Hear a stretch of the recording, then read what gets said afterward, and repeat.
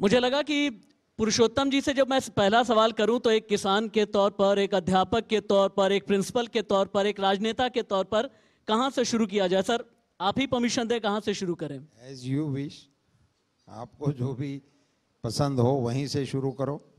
आपके दर्शकों को मेरा राम राम, और अभी आप कहे वहीं से शुरू करें।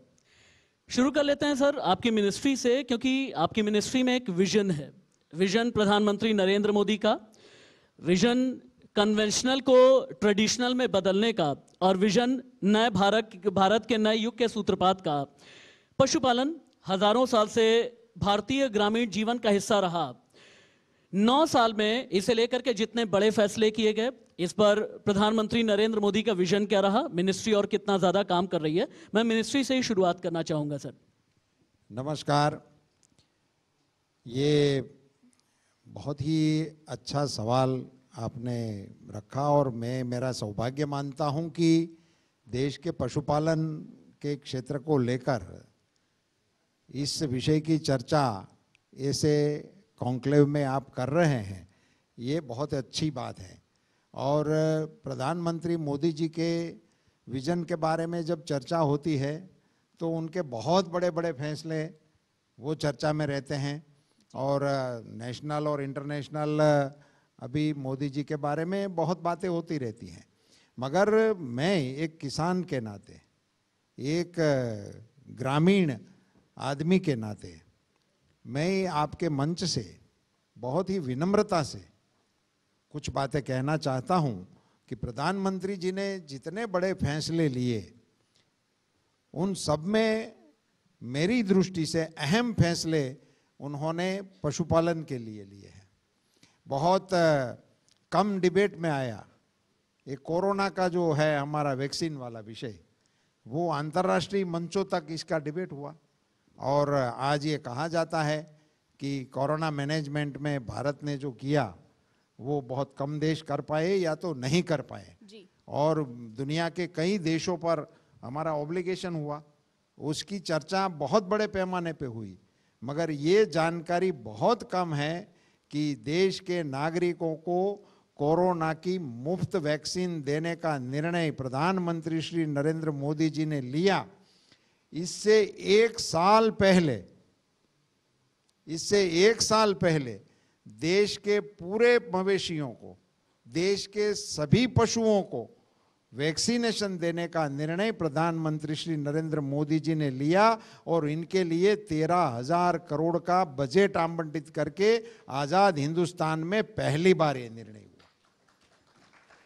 और आज मुझे पशुपालन मंत्री के नाते बताते हुए गर्व हो रहा है कि आज पूरे देश के सभी प्रांतों के साथ मिलकर हम इस वैक्सीनेशन के ड्राइव को बड़े पैमाने पे ले रहे हैं, और पूरे भारत के पशुपालन क्षेत्र में इस प्रकार के इनके हेल्थ को लेकर ये बहुत बड़ा फैसला भारत सरकार के द्वारा लिया गया है। और आज सभी प्रांतों में ये वैक्सीनेशन का बहुत अच्छा ड्राइव चल रहा है, और इसके चलते पशुपालकों के पशुओं की हेल्थ पे बहुत बड़ा असर हो रहा है।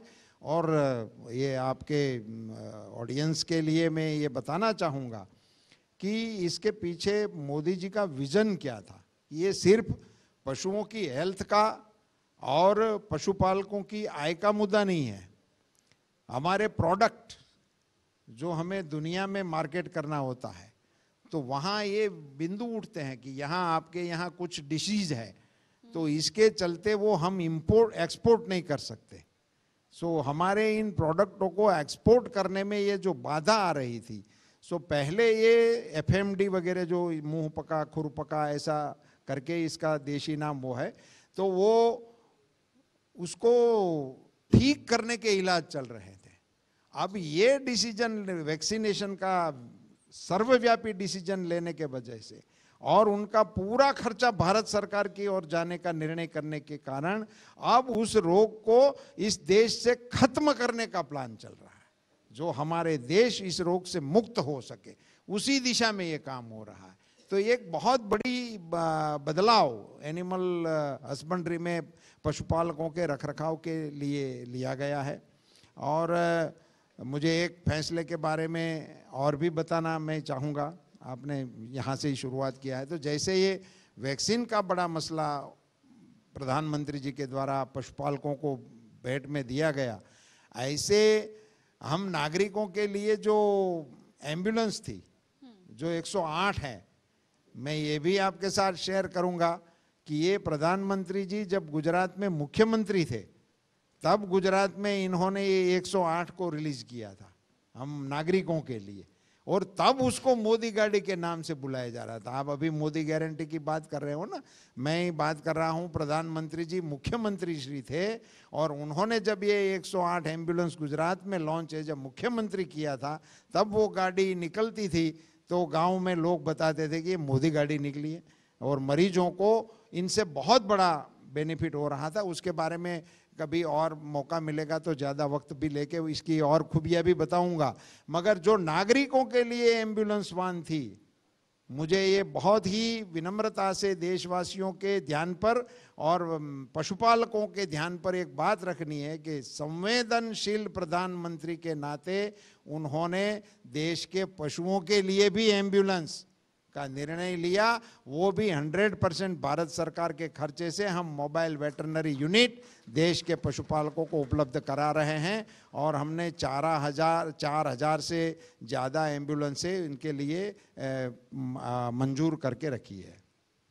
कृपाला जी, क्योंकि ये राजनीतिक मंच है देश का सबसे बड़ा, तो एक राजनीतिक सवाल तो बनता है, मुझे आपसे पूछना है, हाल ही में डीएमके के एमपी ने पार्लियामेंट में खड़े होकर ये कहा कि बीजेपी तो गौमूत्र राज्यों में जीती है इलेक्शन। मुझे आपसे ये जानना है कि जो भी गौ माता हमें देती हैं, दूध, गौमूत्र, गोबर, इन सब चीज़ों को हम आज भी किसी वैज्ञानिक नज़रिए से क्यों नहीं देख पा रहे, क्यों नहीं अपना पा रहे, और क्या एनिमल हस्बेंड्री डिपार्टमेंट कुछ कर रहा है ताकि देश का जो युवा है वो समझे कि हमारे जो पूर्वज थे, हमारे जो एंसेस्टर्स थे, वो तो इन सब चीज़ों में बहुत विश्वास रखते थे, बहुत वैज्ञानिक तौर से इन्हें देखते थे, पर देश का युवा भी वो सोच लाए। ये इस पे हम कुछ किया जा रहा है क्या, कोई काम? ये बहुत ही अच्छा सवाल आपने उठाया और डीएमके के सांसद को कोट करते हुए जो आपने कहा कि हम गौमूत्र वाले प्रदेशों से जीत गए, मैं नहीं समझ रहा हूं कि ये इनका कहने का तात्पर्य क्या है। यदि हम गौमूत्र वाले प्रदेशों से जीत रहे हैं तो हम तो भारत को जीत के बैठे हैं, क्या कहेंगे वो लोग, इसको क्या कहेंगे? ये विपक्ष को सोच समझ के बोलने की एक तो आवश्यकता है। दूसरा, मैं आपको बताना चाहूंगा कि ये देश कृष्ण का देश है, ये देश रामचंद्र जी का देश है। इस देश में कृष्ण ने गोपालन का सूत्रपात उस समय किया था। उन्होंने कहा था सर्वधर्मम परित्यज्य मामेकम शरणम व्रज की जो घोषणा उन्होंने की है, वो मैं मानता हूं कि गोपालन के रूप में उन्होंने कही थी कि आप गोपालन करेंगे तो आपका क्षेम कुशल मैं ही वहन करूंगा। इतनी बड़ी जिस देश की अपनी धारणा हो उसके खिलाफ बोलने का आपका मत हो सकता है कि आप इसको मानते हैं नहीं मानते हैं, उसी अलग चीज होती है। मगर इस देश में गाय को लेकर क्या मान्यताएं थी, मैं आपको बताऊंगा कि हमारे देश का अर्थतंत्र जो था वो गोधन के आधारित माना जाता था। गोधन गजधन बाजीधन सबे रतन धन खान, जब आवे संतोष धन सब धन धुरी समान। ये हमारे प्राचीनतम जो उक्तियां हैं उसमें ये कहा गया था कि हमारे धनों में सबसे पहले गोधन को रखा गया था, गजधन भी उसके बाद रखा था, जो आम आदमी नहीं रख सकता है।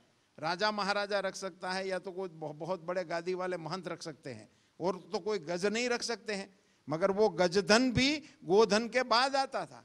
और मैं तो ये भी कहूँगा कि हमारे शास्त्रों पुराणों में और पुरानी जो हमारी परंपरा है उसमें ये माना गया है कि गोधन के आधार पर उनको राजा का भी टाइटल मिलता था।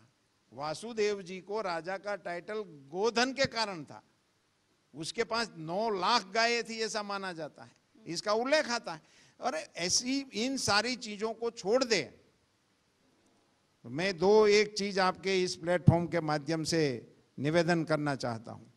मल और मूत्र, ये दो जो शब्द है ना, वो अपवित्रता के द्योतक है। मल बोलने से किसी को समझाना नहीं पड़ता है कि क्या है, मूत्र बोलने से किसी को समझाना नहीं पड़ता है कि वो क्या है। वो अपवित्रता के द्योतक है। ये पूरी सृष्टि में जितने भी जीव है, इसमें से किसी के नीचे 3 अंडरलाइन कर सकते हो आप, किसी का मल और मूत्र पवित्र नहीं है। मगर इस सराचर सृष्टि में कुदरत ने हमारी गौ माता को एक ऐसा प्राणी बनाया है कि जिसका मल और मूत्र पवित्र माना जाता है। वो अकेली एक हमारी माता है। हर घर में इनका पवित्रता करने के लिए चौका लगाते हैं। ठीक बात है। हम कोई यज्ञ आदि कुछ भी हमें करना है तो उसमें एक पंचगव्य में गोमूत्र का एक स्थान है। अभी आप कल्पना करिए, माल और मूत्र जिनका पवित्र है, ऐसी गौ माता के बारे में आपकी रुचि है नहीं रुचि है, आपका लेन देन है नहीं है, और वो आपकी परंपरा को अपने घर में रखिए, देश की जनता के सामने मत प्रकट करिए। और ये देश गौ माता के नाम से विश्व में इनकी ख्याति है। आज हमारे गोवंश की दुनिया में ख्याति है। आज हमारी गीर गाय का डंका दुनिया में बज रहा है। मैं आपको एक फिगर दूंगा, 15-20 दिन हुआ है, डेट मेरे पास वही मुझे नहीं याद आ रही है। ब्राजील में एक ऑक्शन हुआ गायों का। उस ऑक्शन में हमारे साउथ इंडिया की ओंगल नस्ल की एक गाय 35 करोड़ रुपए में एक गाय बिकी। ये हमारे गोवंश की दुनिया में ख्याति है। अबे इसी को लेकर ये हमको ताना मारना है तो और नाम से मारो, पॉलिटिकली मारो, गौ माता को बीच में मत लाओ, उसके सींग आपको ही लगेंगे।